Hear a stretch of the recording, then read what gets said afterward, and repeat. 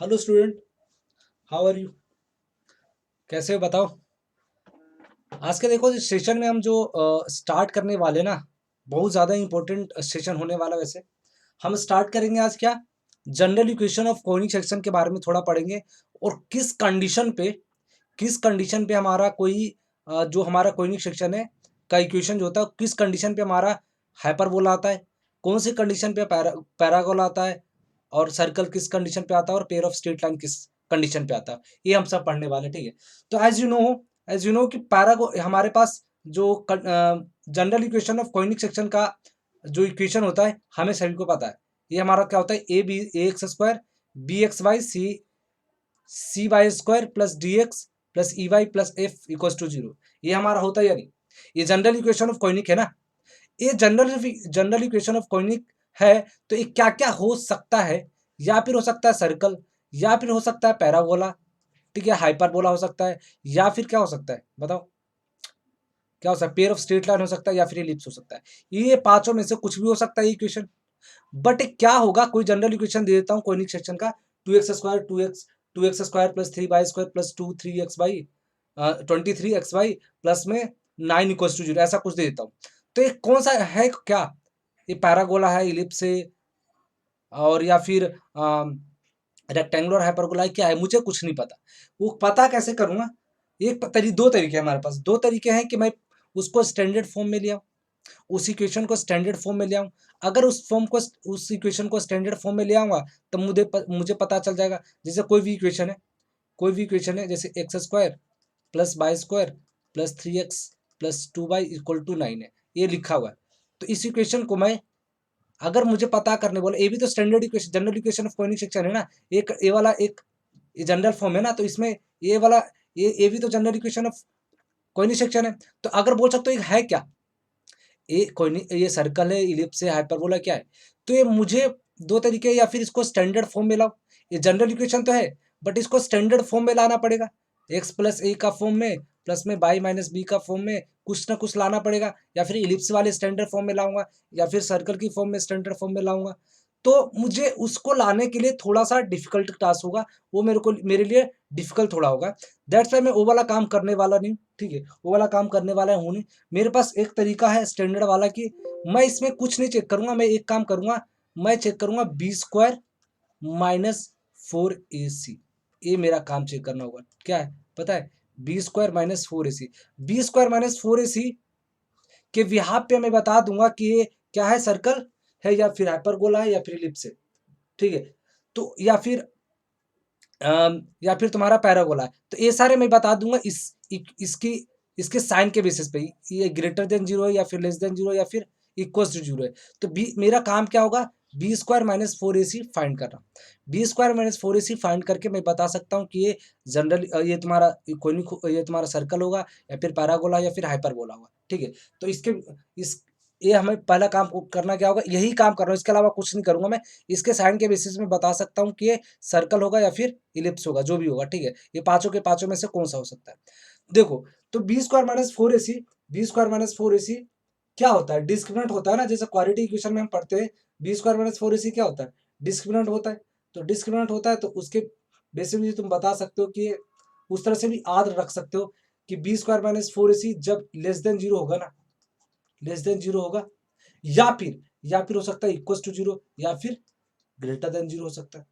अगर तुम्हारा less than zero हुआ, तो तुम्हारा इलिप्स भी हो सकता है, या फिर तुम्हारा क्या हो सकता है पता है? दो चीज हो सकता है। जब B square minus four a C less than zero होगा ना, तो तुम्हारे दो चीज हो सकते हैं। यहाँ पे लिखा हुआ एक, बट हो सकते हैं दो। या फिर ये इलिप्स होगा, या फिर ये तुम्हारा होगा, या फिर सर्कल होगा। ये B square minus four a सी अगर तुम्हारे लेस देन जीरो आया, तो या फिर वो इलिप्स होगा, या फिर सर्कल होगा। अगर तुम्हारा B square minus four a सी, देखो इलिप्स कब होगा ये बता देता हूँ पहले, इलिप्स कब होगा और सर्कल कब होगा। ये B square minus four a सी अगर लेस देन जीरो आ जाता है, तो इलिप्स होगा कब होगा, और सर्कल कब होगा। अगर तुम्हारा कोफिशिएंट ऑफ एक्स स्क्वायर, जो ए हमारे पास है, कोफिशिएंट ऑफ एक्स स्क्वायर का ए है, और कोफिशिएंट ऑफ एक्स स्क्वायर ए है, कोफिशिएंट ऑफ वाई स्क्वायर क्या है, सी है। तो अगर तुम्हारा ए इक्वल टू सी है, एंड आल्सो क्या है, एंड क्या है तुम्हारा बी तुम्हारा 0 होना चाहिए। क्या है 0 होना चाहिए। समझ में आया? ये तुम्हारा होना चाहिए। ठीक है, ये तुम्हारा होना चाहिए। अगर तुम्हारा ए इक्वल टू सी अगर हो जाता है और बी इक्वल टू 0 आता है तो सर्कल होगा, और अदरवाइज वो क्या हो जाएगा इलिप्स हो जाएगा। कि अगर तुम्हारे B square minus four a C less than 0 आता है तब की बात कर रहा हूँ। पहला काम होगा ए चेक करना, अगर ए लेस देन 0 आता है तो पता करोगे कि इलिप्स होगा सर्कल होगा। अगर सर्कल होगा या इलिप्स होगा वो कैसे चेक करोगे, कोफिशिएंट ऑफ एक्स स्क्वायर और वाई स्क्वायर और एच से, मतलब कोफिशिएंट ऑफ एक्स स्क्वायर और कोफिशिएंट ऑफ वाई स्क्वायर और कोफिशिएंट ऑफ एक्स वाई का कोफिशिएंट क्या है बी। दैट्स मैं बोला बी हमारा 0 होना चाहिए। यहाँ पे तीनों ए दोनों नहीं होना चाहिए, यहाँ बी 0 नहीं होना चाहिए और ए नॉट इक्वल टू सी होगा तब इलिप्स हो जाएगा। ठीक है, तो तुम्हारा देखो B square minus four a सी अगर तुम्हारा 0 आ जाता है तो तुम्हारा क्या हो जाएगा हाइपरबोला हो जाएगा, सॉरी पैराबोला हो जाएगा। ठीक है, और अगर वही B square minus four a C greater than 0 आ जाता है, अगर B square minus four a सी अगर ग्रेटर देन 0 आ जाता है तो क्या हो जाएगा हाइपरबोला हो जाएगा। ठीक है, ये क्या हो जाएगा हाइपरबोला। तो ये चीजें ध्यान रखना, यही करना है। और ए अगर तुम्हें आता है तो तुम किसी भी इक्वेशन को बता सकते हो कि वो हाइपरबोला होगा, इलिप्स होगा, पैराबोला या फिर सर्कल होगा, कुछ भी बता सकते हो। ठीक है, तो मैं बात कर सकता हूँ अगर कोई मेरे पास है तो देखो एक चीज और बताता हूँ, उसमें एक चीज और इंपॉर्टेंट चीज छूट गया। इंपॉर्टेंट चीज ये है कि जैसे एक्स, जैसे मैं बता रहा हूँ ना जनरल इक्वेशन जो था x square plus b x y plus c y square plus d x plus में डी एक्स प्लस में ई, ये था ना तुम्हारा, ये जनरल इक्वेशन ऑफ कोनिक था। तो ये बता रहा हूँ कि जनरल इक्वेशन ऑफ कोनिक तो है, बट बता एक इंपॉर्टेंट चीज ये है कि तुम्हारे ना ये condition b square minus four a c equal to 0 की बात जब करूंगा जब तुम्हारा ए और बी और सी ये तीनों एक साथ 0 नहीं होना चाहिए। तुम्हारे एक साथ 0 नहीं होना चाहिए। अगर ये तीनों एक साथ 0 हो गए ना तो ये सेकंड डिग्री तो होगा नहीं ना, सेकंड डिग्री ये तीनों 0 हो जाएगा। और अगर तीनों 0 हो गया, अगर ये तीनों 0 हो गया, ये ए भी 0 हो गया, कोफिशिएंट एक्स स्क्वायर भी और बी वाला भी और ए सी, ये अगर 0 हो गया तो ये तुम्हारा क्या बन जाएगा टर्म ए सिर्फ बचेगा। और ये क्या होता है एक स्ट्रेट लाइन बन जाएगा, ये तुम्हारा क्या एक स्ट्रेट लाइन बन जाएगा ना, x plus by plus c है। तो ये तुम्हारा जनरल इक्वेशन है x plus b by plus c by plus c equal to 0 वाली फॉर्म आ गया ना, इस तरह का फॉर्म आ गया। तो ये क्या हो जाएगा स्ट्रेट लाइन बन जाएगा। तो ये बता ध्यान देना कि ये तीनों हमेशा किसी भी इक्वेशन में ये तीनों एक साथ 0 नहीं होना चाहिए। अगर ये तीनों 0 हो जाए तो तुम सिंपली वैसे देख के बता दो कि भाई ये तीनों तो टर्म है नहीं, दैट्स वाई क्या हो जाएगा ये तीनों दोनों ए वाला टर्म तो general equation of straight line तो तुम्हें पता ही होगा और सिंपली बता ही दोगे। ठीक है, तो ये थोड़ा ये ध्यान रखना कि तीनों 0 नहीं होना चाहिए। अब देखो ये मैंने बता दिया तुम्हें, ये तुम्हें पता चल गया ना, डिस्क्रिमिनेंट से पता कर लूँ। अब चलो पहला क्वेश्चन करते हैं, हमारा थ्योरी खत्म, थ्योरी खत्म। अगर क्वेश्चन के बेसिस पे करूँ तो क्वेश्चन कैसे करूँ, देखो 9x² 9y² minus 18x minus 12y minus 50 equal to 0 है। तो ये बताओ मुझे, मुझे बताओ कि ये कौन सा है, क्या है, इलिप्स है, पैराबोला है, हाइपरबोला है, क्या है। तो मैं पहली बात बताऊंगा कि ये ना मैं मेरे को पहला काम क्या होगा b square minus four a C find करूंगा, इसका साइन चेक करूंगा। तो B square minus four a सी क्या है, बी क्या है हमारे पास, बी हमारा एच एक्स वाई का कोफिशिएंट था ना मेरे पास, बी हमारा क्या था एक्स वाई का कोफिशिएंट था हमारा। तो बी हमारे यहाँ पे क्या है 0, एक्स वाई का कोफिशिएंट तो है नहीं ना, एक्स वाई वाला टर्म ही नहीं है तो ये 0 हो गया। माइनस फोर ए क्या है हमारा 9 है, ए क्या हमारा होता था एक्स स्क्वायर का कोफिशिएंट, सी क्या होता था हमारा हमारा बाई स्क्वायर का कोफिशिएंट, तो 9 हो जाएगा। तो तुम्हारा 9 माइनस क्या आ जाएगा 81 इंटू 4, तो 4 और 32 माइनस का ये क्या आ गया लेस देन 0 आ गया, B square minus four a सी क्या आ गया लेस देन 0 आ गया। तो मैंने तुम्हें एक चीज बताया था, अगर B square minus four a C less than 0 आ गया तो या फिर ए हो सकता है इलिप्स, या फिर हो सकता है, या फिर ये सर्कल हो सकता है, यही दोनों में से कोई एक होगा ना। मैंने बोला एक चीज और बताया कि सर्कल होगा या इलिप्स होगा। देखो एक्स स्क्वायर और वाई स्क्वायर का कोफिशिएंट देखो बराबर है, हाँ तो मतलब ए इक्वल्स टू सी हो गया ना, ए इक्वल टू सी हो गया। यही तो मैंने बोला था एक्स स्क्वायर का कोफिशिएंट और वाई स्क्वायर का कोफिशिएंट बराबर होना चाहिए और एक्स वाई वाला टर्म 0 होना चाहिए। तो एक्स वाई वाला टर्म भी तो है ही नहीं, इट मींस क्या हो जाएगा ए क्या हो जाएगा एक सर्कल हो जाएगा, क्या हो जाएगा एक सर्कल की इक्वेशन होगा। ये क्या हो गया, ये सर्कल का इक्वेशन हो जाएगा। ठीक है, तो ये सर्कल का इक्वेशन हो गया। ठीक है, सर्कल का इक्वेशन हो गया। अब सिमिलरली अगर दूसरे क्वेश्चन की बात करूं, दूसरे क्वेश्चन की बात करूं, दूसरे क्वेश्चन के देख लेते हैं। अब देखो ये क्वेश्चन को हमें थोड़ा सा दिमाग लगाओ, इस क्वेश्चन को थोड़ा सा दिमाग लगाओ कि देखो एक मैं सारे एक इक्वेशन, एक पूरा इक्वेशन दे दिया हूँ 6-7, इसमें इसलिए दिया हूँ कि इसको पता कैसे करोगे कि कौन सा इक्वेशन किसकी इक्वेशन है। ठीक है, तो मैं बता रहा हूं कि अगर कोई भी इक्वेशन दे रखा हो ना, तो पहला फोकस होगा कि वो सर्कल है या नहीं। पहला काम क्या होगा, सर्कल है या नहीं। B square minus 4ac less than zero था ना, b square minus 4ac less than zero था ना, तो बी स्क्वायर माइनस 4ac अगर लेस देन जीरो आता है, मैं बोल रहा हूँ ये चेक करना ही नहीं, ये क्या बोल रहा हूँ, ये चेक करना ही नहीं फॉर सर्कल। मुझे चेक करना होगा a equal to c and b equal to zero. समझे, a equal to c and b equal to zero. समझे क्यों बोल रहा हूं, क्योंकि मैंने बोला एक्स स्क्वायर का कोफिशिएंट और वाई स्क्वायर का कोफिशिएंट बराबर होना चाहिए और एक्स वाई वाला कोफिशिएंट जीरो होना चाहिए। अगर ऐसा होता है तो 100 ऑटोमेटिक ना ए वाला कंडीशन आ जाएगा। ये अगर इसी कंडीशन से एक्चुअली में बी स्क्वायर माइनस 4ac आ जाता है, ये अगर हुआ ना ये वाला काम, तो 100% b square minus 4ac less than zero ही होगा। तो मैं क्यों ना मैं a इक्वल टू सी और b equal to zero check कर लूं, क्योंकि देखो चेक करता हूं, अगर मेरा b इक्वल टू जीरो है तो जीरो का square minus 4 a equal to c है तो ए स्क्वायर आ जाएगा, तो माइनस 4a स्क्वायर आ गया, ये तो हमेशा लेस देन जीरो आ गया ना, क्योंकि ए स्क्वायर है माइनस हमेशा माइनस रहेगा, नेगेटिव रहेगा, that's why less than zero रहेगा। इट मीन्स तो मैं बता ही तो रहा हूँ, इससे इसी यही प्रूफ हुआ ना, इससे तो प्रूफ होगा कि लेस देन जीरो होगा। बी स्क्वायर माइनस 4ac ये तो लेस देन जीरो होगा हमेशा। तो मैं ए चेक नहीं करने वाला हूँ फॉर सर्कल के लिए, मैं ए चेक करूंगा।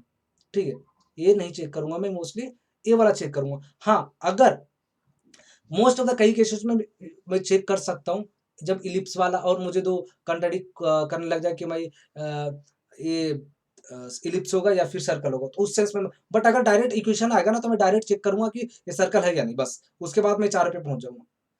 5 में से एक तो एलिमिनेट कर लूंगा ना, सर्कल है या नहीं, बस खत्म। वो सर्कल नहीं है या नहीं वो चेक करूंगा, ए इक्वल टू सी और बी इक्वल टू जीरो से। तो पता कर रहा हूँ, अब पता करो देखो, तो ए इक्वल टू सी मतलब एक्स स्क्वायर का कोफिशिएंट और वाई स्क्वायर का कोफिशिएंट देखो, ये क्या है तुम्हारे एक्स स्क्वायर का कोफिशिएंट और वाई स्क्वायर का कोफिशिएंट बराबर है क्या, नहीं, तो ये मतलब 100% ये सर्कल तो नहीं हुआ। एक्स का स्क्वायर का कोफिशिएंट और वाई स्क्वायर का कोफिशिएंट बराबर है, हाँ है, बट एक और चीज मैंने बोला था क्या, एक्स वाई का कोफिशिएंट है क्या, एक्स वाई वाला टर्म है क्या, एक्स वाई का टर्म नहीं है, इट मीन्स नहीं है, इसका मतलब जीरो, इट मीन्स 100% सर्कल ही है, ये 100% सर्कल होगा। अगला टर्म देखो, अगला टर्म है कि 4 और ए बी है और 4ab है और एक्स वाई वाला टर्म भी नहीं है, तो ये मतलब ये भी सर्कल होगा। ये 16 है 25 है, ये दोनों बराबर नहीं है, दैट्स वाई सर्कल नहीं होगा। ये 2y² है और एक्स दूसरा y² एक्स स्क्वायर वाला तो टर्म है नहीं, मतलब वो जीरो हो गया, वो जीरो हो गया तो 2 इक्वल टू जीरो तो है नहीं, दोनों ये भी सर्कल नहीं होगा। 9x² है -1 है, इट मीन्स ये दोनों बराबर नहीं है, इट मीन्स ये भी सर्कल नहीं है। 16x² 9y² ये दोनों बराबर नहीं है, इट मीन्स ये भी सर्कल नहीं है। x² है और y² वाला टर्म ही नहीं है, इट मीन्स ये भी सर्कल नहीं है। दोनों बराबर होता ना, और यहाँ बने तो x² वाला y² वाला टर्म नहीं है, इट मीन्स वो जीरो है, मतलब 2 नॉट इक्वल टू जीरो, ये दोनों दो 2 जीरो के बराबर नहीं है ना, इट मीन्स ये क्या हो जाएगा, सर्कल नहीं है, इट मीन्स ये दोनों तो 100% सर्कल है। अब मैं सर्कल है तो देखो, सर्कल फटाफट मैंने पता कर लिया, सर्कल तो मैंने फटाफट पता कर लिया, बट सर्कल पता तो कर लूंगा इजिली, बट बाकी जो चाह रहे हैं ना वो थोड़ा सा मेरे को डिफिकल्ट किससे होगा, वो डिफिकल्ट भी नहीं, इजी है, b square minus 4ac check करूंगा।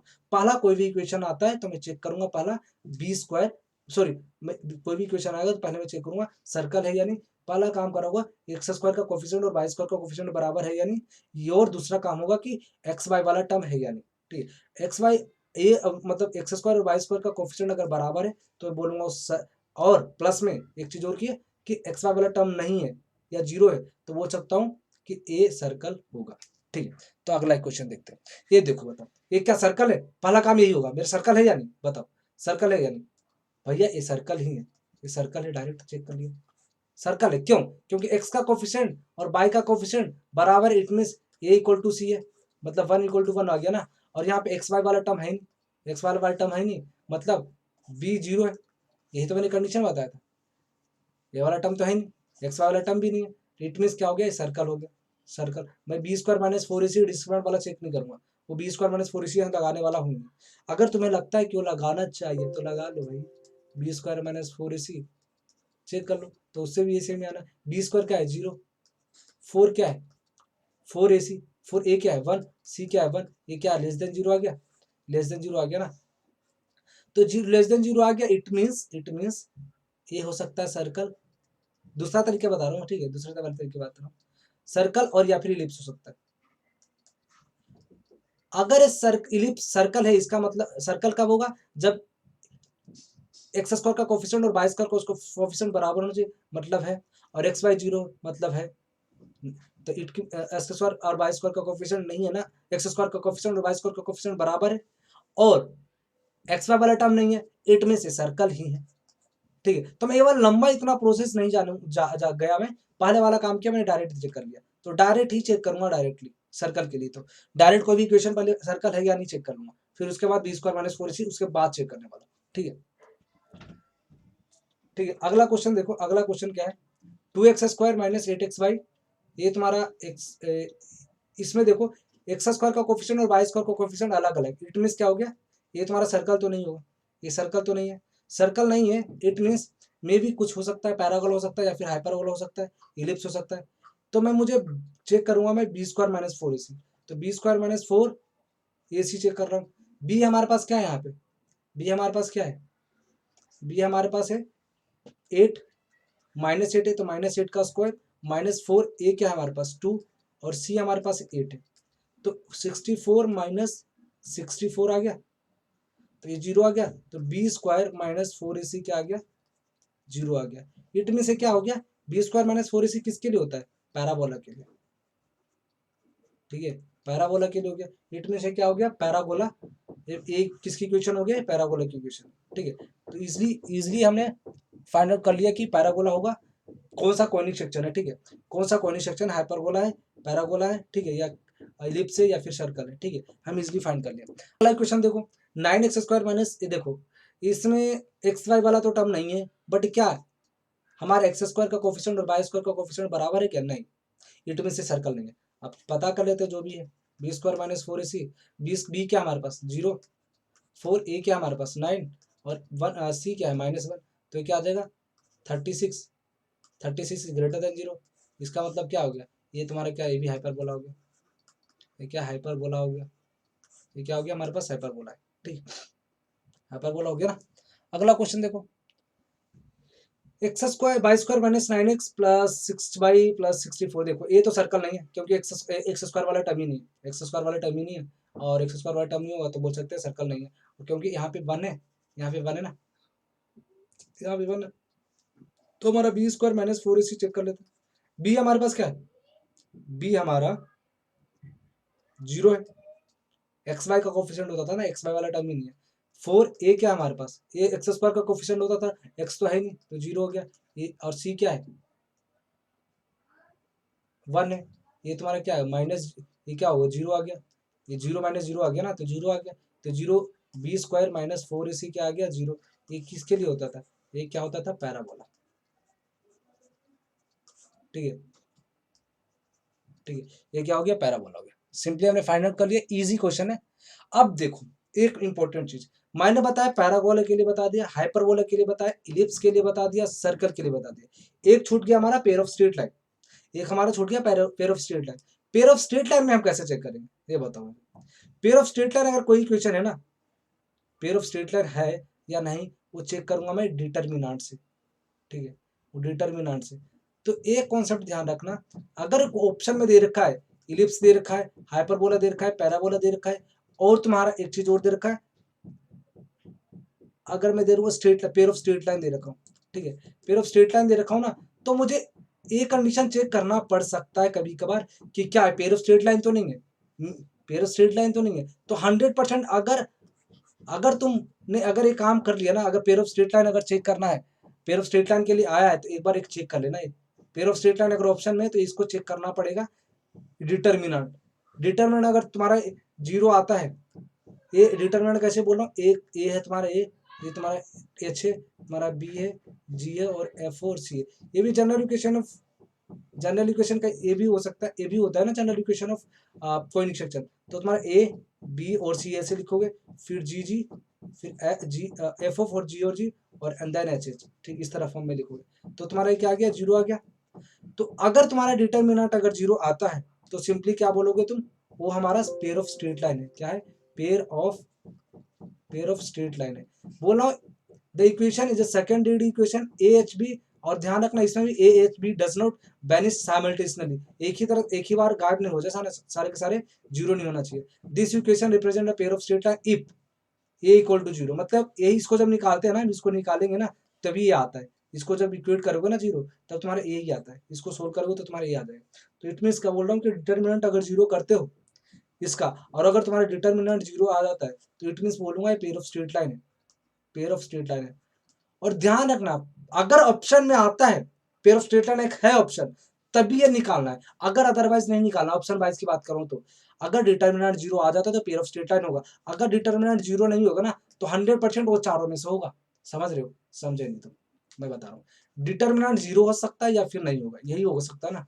डिटर्मिनेंट निकाल लोगे, डिटर्मिनेंट निकालो तो या क्या पता जीरो आ सकता है या फिर जीरो नहीं आएगा। अगर जीरो आए तो पेयर ऑफ स्ट्रेट लाइन ही आएगा। अगर जीरो नहीं आए तो इट मीन्स हो सकता है इलिप्स हो सकता है, या फिर सर्कल हो सकता है, हाइपरबोला हो सकता है, या फिर पैराबोला हो सकता है। ठीक है, ये इसमें से कुछ ना कुछ होगा। तो ये अगर हुआ, अगर तुम्हारे नॉट इक्वल टू जीरो आए तो इसमें से बी स्क्वायर माइनस फोर ए निकाल लोगे, बी स्क्वायर माइनस फोर ए निकाल ही लोगे। और अगर जीरो हुआ तो निकालने की जरूरत ही नहीं है, तुम सिंपली बता दो भाई पेयर ऑफ स्ट्रेट लाइन है।